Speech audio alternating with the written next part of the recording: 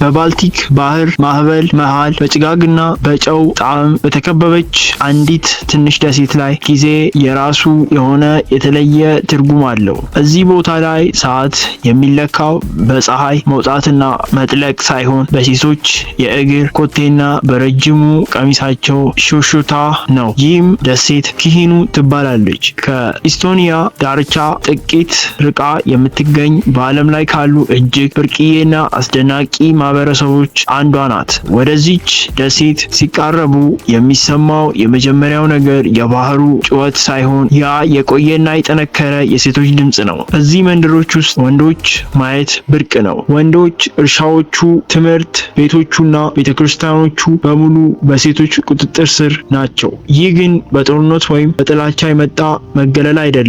ይህ ለዘመናት የዘለቀ በማጽናትና በናፍቆት የተገነባ የሚስጥር ዓለም ነው። ዛሬ በዘመናዊው ዓለም የጠፋውን ያንን ጥናታዊ እና ጥልቅ የሴትነት መንፈስ ፍለጋ ወደ ኪሂኑ እንጓዛለን። ስለዚህ ለዚህ ቻናል አዲስ ከሆናችሁ ይህንን ቻናል ሰብስክራይብ በማድረግ ይህንን ቪዲዮ ደግሞ ላይክ እያደረጋችሁ ከኔ ጋር በጉዞ እንጓዛለን።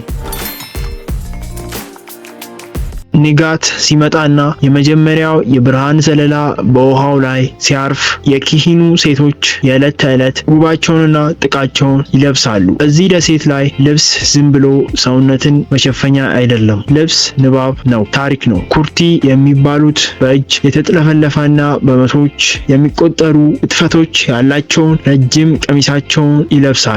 የዚህ ቀሚሶች ቀለም የሴቲቱን የልብስ ትርታ ይናገራል። ደማቅ ቀይ ከሆነ ያቺ ሴት ደስተኛና ሕይወት የሞላበት መሆኗን ይገልጻል። ቀለሙ ቀስ እያለ ወደ ጥቁር ካዘነበለ ደግሞ በውስጧ ያለው ሐዘን ወይም የደረሰባት የዘመድ ሞት ያሳያል። አንዲት የኪሂኑ ሴት ጠዋት ተነስታ ቀሚሷን ስትታጠቅ የግል ማንነቷ ብቻ ሳይሆን የእናቶቻቸውንና የቅድመ አያቶቻቸውን የሺህ ዓመት ጥንካሬ አብራ የምትለብስ ይመስላል። የጠዋቱ ስራ የሚጀምረው በከባድ ጉልበት ነው። ወንዶቹ ለወራት አልፎ ተርፎም ለዓመታት በአትላንቲክ ባህር ላይ አሳ ለማጥመድ ስለሚሄዱ ደሴቲቱ ሙሉ በሙሉ በሴቶች ትከሻ ላይ ትወድቃለች።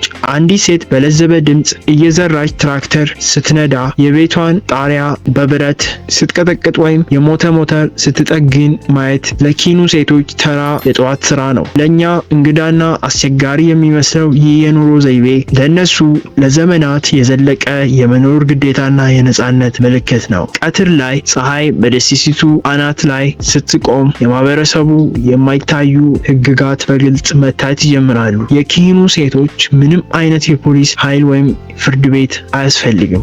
ምክንያቱም እዚህ ደሴት ላይ ትልቁ ህግ መከባበርና መደጋገፍ ነው።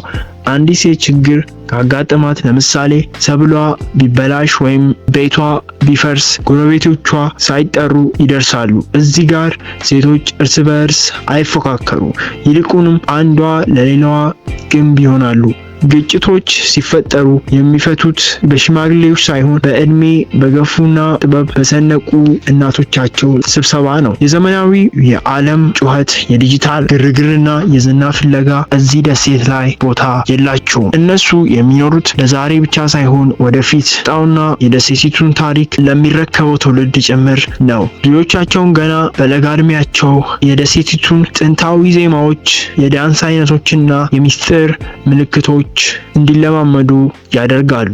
እያንዳንዱ ቃል፣ እያንዳንዱ የእጅ እንቅስቃሴ የሚመነጨው ካለፈው ታሪክ ነው። ይህ ደግሞ በሴቶቹ መካከል ያለውን ትስስር ከአልማዝ ይልቅ የጠነከረ ያደርገዋል። ወንድ ልጅ በሌለበት ቤት ውስጥ እሳት አይጠፋም፣ ማዕድ አይጎልም። ምክንያቱም የኪሂኑ ሴቶች ራሳቸውን መመገብ፣ መጠበቅና ማስተዳደር የሚችሉት የአዲሱ ዘመን ተዋጊዎች ናቸው። ነገር ግን በዚህ ሰላማዊ በሚመስል ህይወት ውስጥ አንድ ትልቅና አስገራሚ ተቃርኖ ተደብቋል። ብዙዎች ይቺን ደሴት ወንዶችን የምታገል ወይም የሴቶችን ብቻ መንግስት አድርገው በስህተት ያስቧታል። ግን እውነታው ከዚህ እጅግ የራቀ ነው። ይቺ ደሴት ሴቶች ብቻ የሚኖርባት የሆነችው ወንዶችን ስለማይወዱ ሳይሆን ወንዶቻቸውን እጅግ ስለሚወዱና ስለሚያከብሩ ነው። ወንዶቹ ቤቶቻቸውን ለማስተዳደር ሲሉ በባህር ላይ ካለው ሞትና አደጋ ጋር ፊት ለፊት ይጋፈጣሉ። ሴቶች ደግሞ ደግሞ የወንዶቻቸውን ቤት ባህልና ማንነት ጠብቀው ለማቆየት ራሳቸውን አገለሉ። ይህ የመገልገል ምስጢር ጥላቻ ሳይሆን ጥልቅ የሆነ የመስዋዕትነትና ፍቅር ነው። ወንዶቹ ከአሳ ማጥመድ ሲመለሱ ደሴቲቱን በድንገት በሳቅና በጭፈራ ትሞላለች። ነገር ግን ወንዶቹ የደሴቲቱ እንግዶች ብቻ ናቸው። ውሳኔ ሰጪዎች፣ የቤተ ክርስቲያኑ ጠባቂዎችና የባህሉ መዝገቦች ግን ሴቶች ናቸው። ይህ ተቃርኖ ነው ኪሂኑን በዓለም ላይ ብቸኛ የሚያደርጋት። በዘመናዊ ዓለም ወንድና ሴት ስልጣን በመቀማመጥ በሚታገሉበት ሰዓት ኪሂኑ ላይ ህይወት የሚመራው በመግባባትና በተፈጥሯዊ የጥንካሬ ክፍፍል ነው። ምሽት ሲመጣና ሰማዩ በሐምራዊና በወርቃማ ቀለም ሲቀባ የደሴቲቱ መንፈሳዊና ምስጢራዊውን ጎን ይነቃል። ሴቶች በአንድ ላይ ተሰብስበው የሚዘምሯቸው ጥንታዊ ሩኖ የሚባለው ዘፈኖች የባህሩን ድምፅ ይጋርዱታል። እነዚህ ዘፈኖች ዝም ብለው የሚደመጡ ዜማዎች አይደሉም። ስለ ሞቱ ጀግኖቻቸው፣ ስለ ጠፉ መርከበኞችና ስለ ተጠበቁ ትውልዶች የሚተርኩት የታሪክ መጽሐፍ ናቸው። አንዲት እናት ስትዘፍን ልጇ ደግሞ ዜማውን ትቀበላለች። እዚህ ጋር ነው የኪሂኑ ሴቶች ከዘመናዊው ዓለም ጋር ያላቸውን ግዙፍ ልዩነት ጎልቶ የሚታየው። እኛ በከተማው ጩኸት ውስጥ በቴክኖሎጂና እስር ቤት ውስጥ ሆነን ብቸኝነትንና ጭንቀትን ሲሰማን፣ እነሱ ግን ያን ምንም ዘመናዊ መዝናኛ ከአፈር ከንፋስና ከባህር ጋር ተቆራኝተው ሙሉ ህይወት ይኖራሉ። ከልደት እስከ ሞት ያለው ዑደት እዚህ ቦታ ላይ እጅግ የተቀደሰ ነው። አንዲት ሴት ስትሞት ደሴቲቱ በሙሉ ጥቁር ትለብሳለች።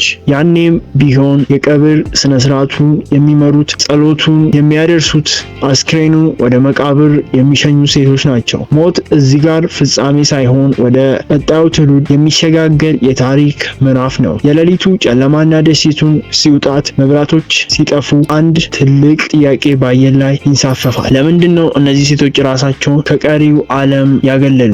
መልሱ ከምንገምተው በላይ ቀላል ነው። እነሱ ያገለሉት ራሳቸውን ሳይሆን የዘመናዊውን የዓለም የውሸት የብልጭልጭታ የፍጆታ ባህርነት ነው። ኪሂኑ ሰላም የሚገኘው በገንዘብ ብዛት ወይም በስልጣን ሳይሆን በባለቤትነት ማንነት ስሜት ነው። እኔ የዚች ምድር እና የዚች ባህር አካል ነኝ የሚለው ጽኑ እምነት ከማንኛውም ቁሳዊ ሀብት በላይ መንፈሳቸውን ያጠግባቸዋል። ሴቶች ብቻ የሚኖሩባት ደሴት ተብላ ብትጠራም እውነታው ግን ኪሂኑ የሰው ልጅ በሙሉ የሚመኝባት እውነተኛ የህይወትና ደሴት ናት። ወንድና ሴት ሳይናቆሩ ተፈጥሮውን ሳይበክሉ የጥንት ማንነታቸውን ሳይረሱና ሳይሸጡ መኖር እንደሚችሉ ለቀሪው ዓለም ትልቅ ትምህርት ይሰጣሉ። ይቺ ትንሽ ደሴት በዓለም ካርታ ላይ ላትታይ ትችላለች፣ ነገር ግን በውስጧ የያዘችው የደሴት ጽናት፣ ጥበብና ባህል ጥንካሬ ከአህጉራት በላይ ይገዝፋል። ኪሂኑ ለቀሪው ዓለም የምትናገረው አንድ ትልቅ ሚስጥር አለ። እውነተኛ ማንነት ለማግኘት አንዳንዴ ዓለምን መተውና ወደ ውስጥ መመልከት ሊኖርብህ ይችላል። ፀሐይ ስትጠልቅና ማዕበሉ ሲረጋ የኪሂኑ ሴቶች ቀጣዩን ንጋት ለመቀበል በኩራት ይተኛሉ። ነገም እንደ ትላንትናው ያ ቀይ ቀሚስ ይለበሳል፣ ያ ጥንታዊ ዜማ ይዘመራል። ደሴቲቱን በሴቶቿ ብርቱ እጅ ተጠብቃ ትኖራለች። ይህ ነው ኪሂኑ ሚስጥር፣ የእውነተኛ ጥንካሬ ትርጉም። ወደፊት ህይወት ሲከብዳችሁና የከተማው ግርግር ሲያደክማችሁ በባልቲክ ባህር መሃል ቀይ ቀሚሳቸውን ለብሰው ትራክተር የሚነዱት ባህርን የሚሸፍኑትና ባላቸውን እንደ አይን ብሌን የሚጠብቁትን እነዚህ ጀግና ሴቶች አስባችሁ እነሱ የሚኖሩትን በደሴት ላይ ሳይሆን በራሳቸው የገነቡት የክብርና ዓለም ውስጥ ነው። እኛስ የራሳችንን እውነተኛ ዓለም ለመገንባት ምን ያህል ድፍረት አለን? ኪሂኑ መልሱን ለንፋሱና ለባህሩ ትተዋለች። ደሴቲቱ አሁንም እዛው ናት፣ ሚስጥርና በክብር ተሸፍና የሴትነትን ታላቅነት ለዓለም እየመሰከረች ነው። ዛሬ የነበረን ቪዲዮ ይሄ ነበረ። ከዚህ ቪዲዮ የሆነ ነገር እንዳገኛችሁ አልጠራጠርም። ስለዚህ ይህንን ቪዲዮ ላይክ በማድረግ ይህንን ቻናል ደግሞ ሰብስክራይብ በማድረግ በሌላ አጓጊ ታሪኮች እስከምንገናኝ ድረስ ደህና ቆዩልኝ የሀገሬ ልጆች።